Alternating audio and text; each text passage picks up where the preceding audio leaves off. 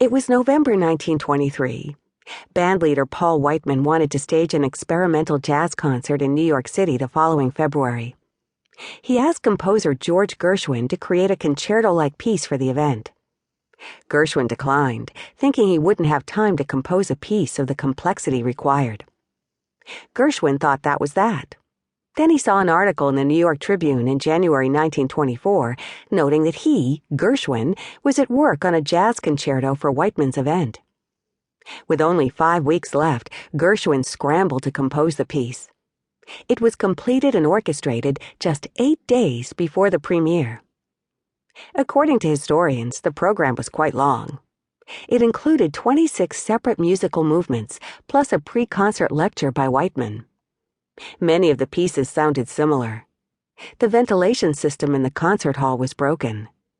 Gershwin's new composition was second to last on the program. By that time, many people in the audience were losing their patience. The room quieted. A haunting clarinet solo began, and American music was never the same. The new piece caught the attention of nearly everyone who heard it. Nearly a century later, Rhapsody in Blue is considered a cornerstone of our American musical heritage. Thousands of arrangements have been played in settings from musical salons to airports, and featured in genres from movies to TV commercials. United Airlines licensed the piece in the mid-1980s and is still using Rhapsody as its theme music 3 decades later.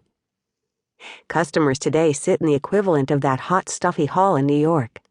We are all overwhelmed with a seemingly endless parade of marketing messages from an ever-increasing variety of media. There's no break, no room to breathe, and it all sounds the same. As a business person, you need to understand how your marketing team can help your company stand out above the noise.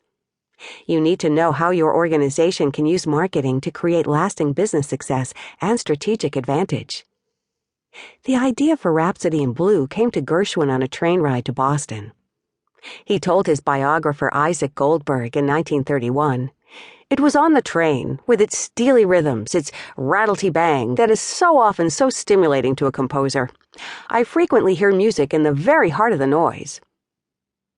What George Gershwin did in Aeolian Hall in New York City on February 12, 1924, was to get above the noise. This audiobook addresses how you can use marketing to do the same for your business. What is noise, anyway? The Merriam-Webster Dictionary defines noise in several ways, but the most relevant definitions are any sound that is undesired or interferes with one's hearing of something, and irrelevant or meaningless data or output occurring along with desired information. For senders, noise is what gets in the way of delivering their message.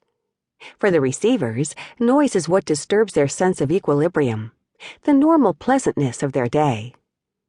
In business, noise is what prevents us from making appropriate connections with customers. It's what distracts us from maintaining focus.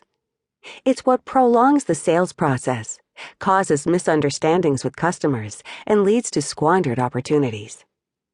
As marketers, we contend with 2 types of noise.